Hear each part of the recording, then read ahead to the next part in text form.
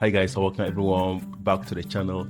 In today's video, we shall be looking at the whole erroneous concept of race. In fact, the academic circles has actually been defrauded and hoodwinked into believing that there is something called race. But race has been one of the greatest scams that was imposed on humans for over decades. But people like Charles Darwin and Sir Francis Galton were politically motivated to push forward some of these theories just to meet a political agenda. But the question is, do we really have race? Now, this is a question to be answered in this video. So to catch up with the details, make sure you don't click away, for I'll be right back pretty soon with the very details of this video.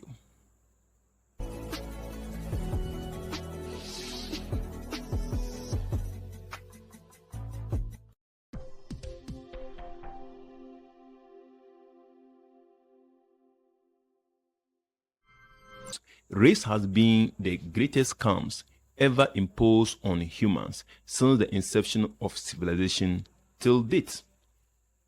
In fact, the academic circles has actually consumed a lot of biased and politically twisted information which has indoctrinated us for over decades. But the reality is that there is no DNA that is traceable to race.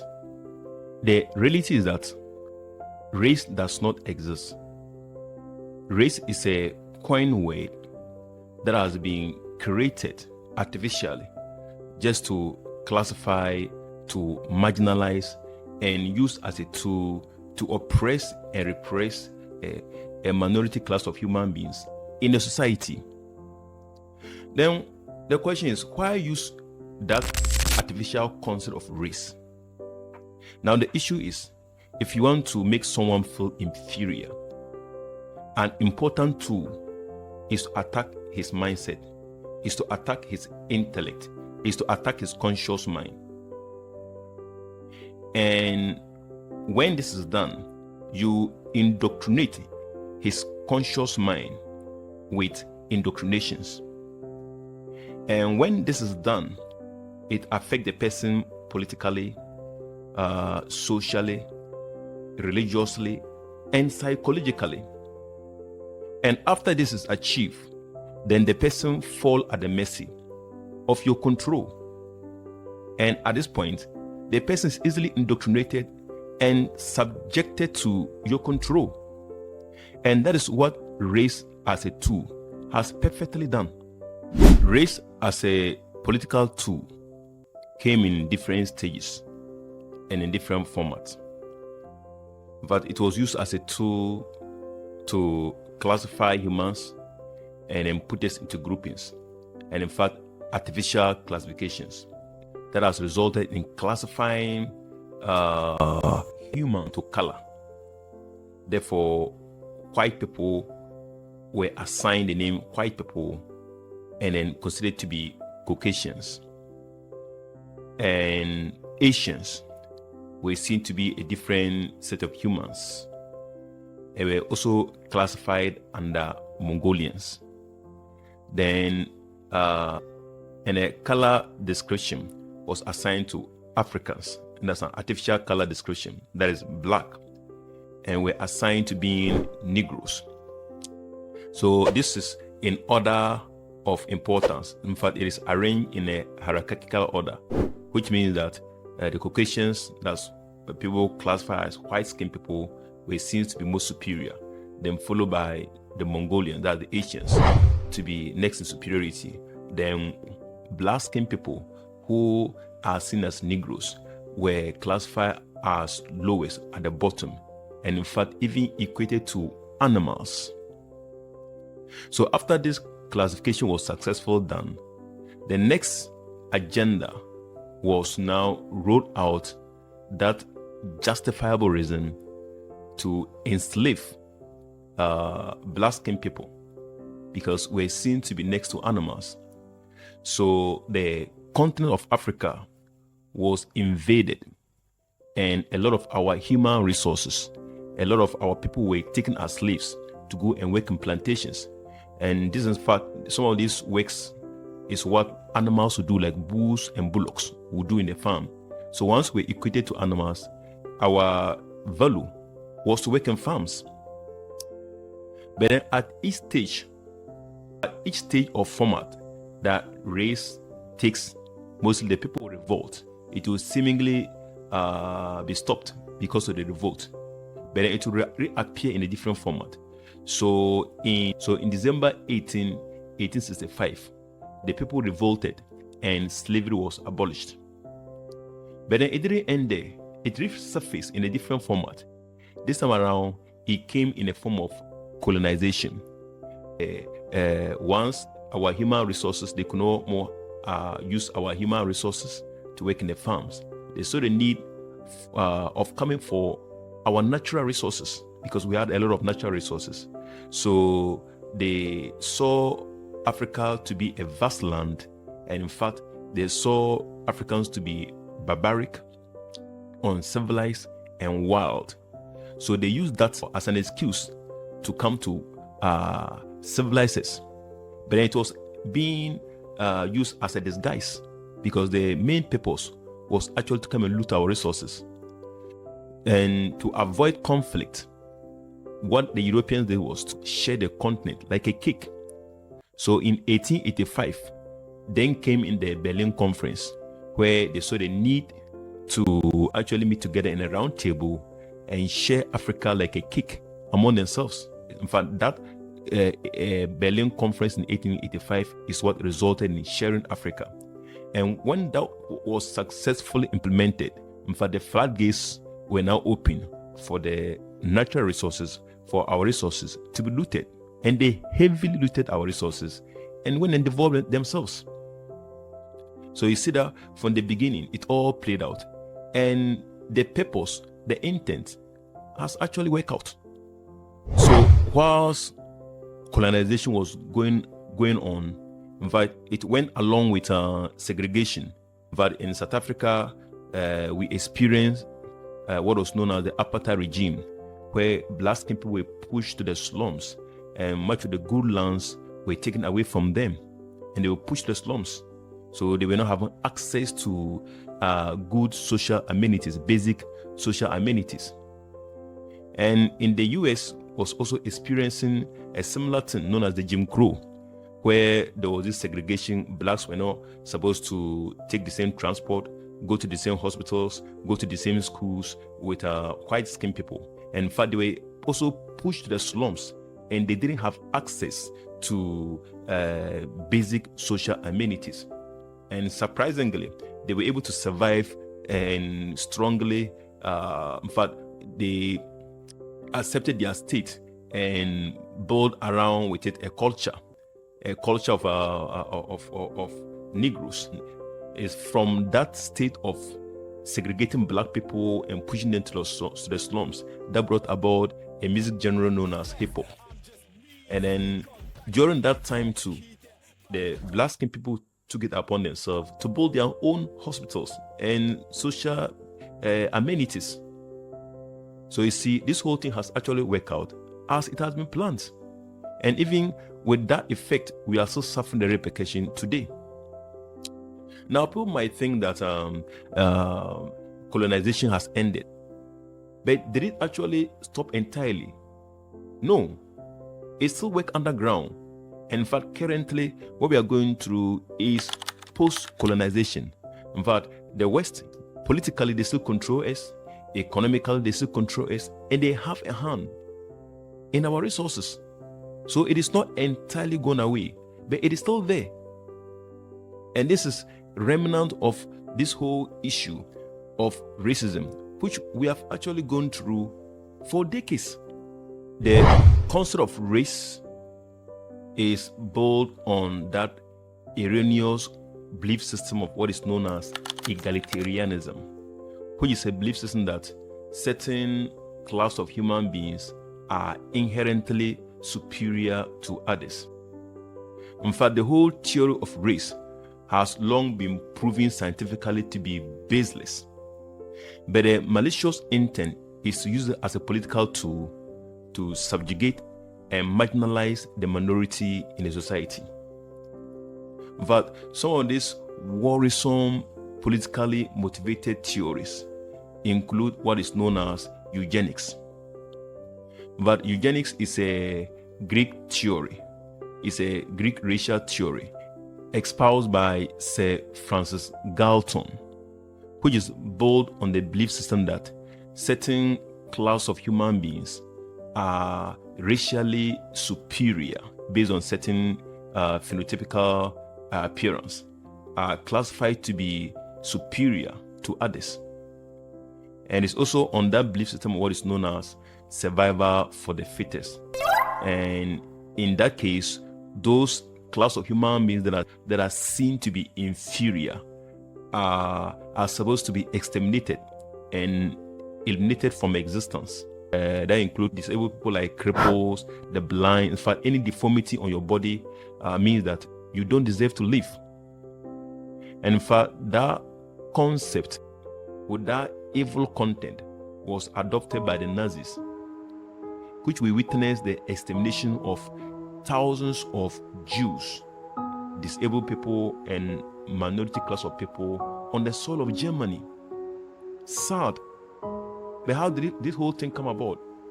Just because of that erroneous, misleading, politically induced theory. This is how things has played out in exterminating a lot of human beings.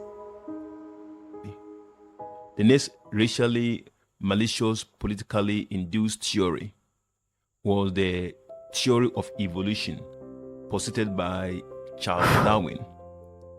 And I don't even know how he got his imagination from. How can you imagine that humans, through certain fossil records, were metamorphosized into monkeys, and then after being monkeys, then we metamorphosized into white-skinned people. And I don't know why these theories actually sank down into the academic circles, and people did not question this. But if that was actually the case, then why is that we've not had this still continuing, where monkeys who continue to become black-skinned people, then black-skinned people continue to become white-skinned people. And in fact, white-skinned people should have continued to become something else. But you see, it just doesn't click. But these are the things academically. In fact, you even find professors, people that claim to be intellectuals, going with this kind of buffoonery of a theory and believing in some of these theories. And this is what has actually caused a lot of harm to our very existentiality in society. And it's sad. And the American Anthropological Association has debunked this whole narrative as baseless. This they debunked as quoted. Race does evolve as a worldview, a body of prejudgments that distorts our ideas about human difference and group behavior. Racial beliefs constitute myth about the diversity in the human species and about the abilities and behavior of people homogenized into racial categories. So this concludes that we are all nothing but one Homo sapien and nothing divides us. So in fact, the whole thing about race is actually illusory. When we talk about race, people just think it's something between white-skinned people and black-skinned people. But what we might not know is that racial discriminations can even happen among the same skin color people. In fact, race has been an age-old tool that has been used to marginalize, to oppress and repress the Irish people in the early centuries by the British aristocrats. But they saw the Irish people to be of lower class and even equated them to monkeys and didn't see them to be fit enough to be humans. But apparently, these are people with the same phenotypical features. and there is no difference. Look now how the Irish people are and the British people are the same white-skinned people. So you see, it wasn't just about being white-skinned or black-skinned, but it's an excuse that people use to justify an oppression and a repression on a particular group of people. To drive home their points, in 1848, a cartoon imagery was presented of the Irish people and then British people. So in fact, in that cartoon imagery, the Irish people were presented as monkeys. They presented a monkey with a jester hat. Then so that was representing the Irish people, and then juxtaposed with a lion with a crown representing the British people. So you see, so this was to show that the Irish people were monkeys and far of a lower class. In fact, look at the lion, a lion with a crown. That shows rulership, authority, kingship. So you see, it was a justifiable to now, based on that, to rule over the Irish people. Why? Because they have now successfully succeeded in creating an inferiority status among the Irish people. So you see, so that is why that whole issue of race, you cannot just be confined or defined to a particular group of people, but then at each point in time, depending on your geographical location, it can be used by a group of people to marginalize, oppress, and then rule over a particular group of people. The truth is that as humans, God in his wisdom did not create us into races. And in fact, scientifically, it has been proven that as humans, we share 99.9% of our DNAs with each other. And the remaining few percentage has to do with environmental factors and other external factors, and not necessarily biological. Aside creating a racial superiority status, the other motivational intent or purpose was to create that kind of perfect society. That kind of society seems to be a kind of utopian society, and with only white people that were seen to be racially pure. And that is why people like the Italians and the Slavs were seen not to be white enough to be considered as racially white, and they were equally subjected to discrimination and repression. And in fact, it was a huge political discourse at that time. So typically, race is what people think you are and not what you think you are. So that is why it's a social and a political construct. So in fact, you can be born in France, eat French, dress French. In fact, all you were exposed to was the French culture. You might not have any knowledge about African culture or traditions, lifestyle, or even their food. But once you are seen as a black-skinned person, you can find yourself in Germany, and you will still be classified as racially black person. You are still as racially black, and therefore subjected to racial discrimination. In the biological and social sciences, there's a clear consensus that race is nothing but a mere social construct and not necessarily a biological attribute. And in fact, today, scientists will even prefer to use the word or the term ancestry than to use the word race.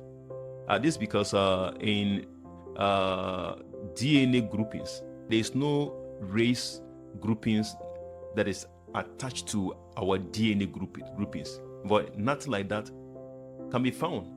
So in fact, the whole thing is actually built on falsehood and it's illusory.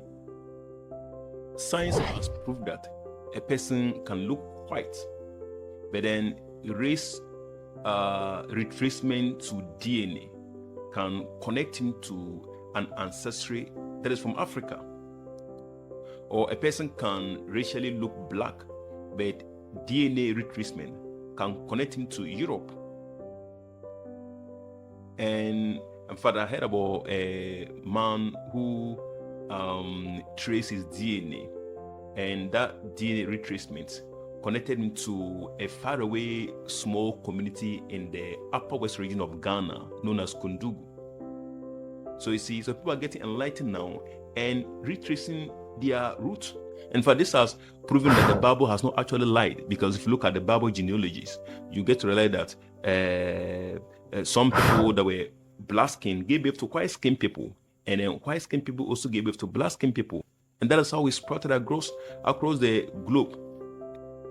So you notice that today people that call themselves white people, they can trace their ancestry to a black skinned person known as Canaan. But Canaan was a black skinned person, and his firstborn, Sidon, was a white skinned person. And the current white people that we have today, they can trace their ancestry to Canaan as their root, but it was a black skinned person. But they say my previous video was on the origin of black skinned people and then white skinned people. In fact, that video is an eye opener. In case you have not watched that video, there's a link at the description. You can click on that link, then you have access to watch that video, and in fact you'll be glad you actually did. So it's actually sad that this whole issue of race has actually created a lot of harm to our very existentiality. And today people are even distancing themselves from being black skinned people. In fact, in a barrage of videos I saw on social media of certain Somalians claiming they are not black skinned people, and that looks so comical when you bear the same phenotype, the same skin color. But you see, but I think at the point they are also right, because skin color, the name black is actually imposed on us, just like color is imposed on us, and that is what has actually separated us when we are actually one people. Well, guys, I think so soon this way I'll draw the curtains to this video. In case you have watched the video to this point, I know you might have gotten some value from this video, and in case that's the case, don't forget to give me a like. You can also subscribe to the channel to promote the channel, so that will motivate me to come your way with more videos of this nature. My next video shall be on the danger of pornography and how that can keep you impoverished. In fact, that video is a must-watch video. So to have access to that video and to be updated, make sure to subscribe and then pin down the notification button, so that when I do upload that video, you have access to watch that video. I thank you for sticking and staying around. I see you again another time with another video.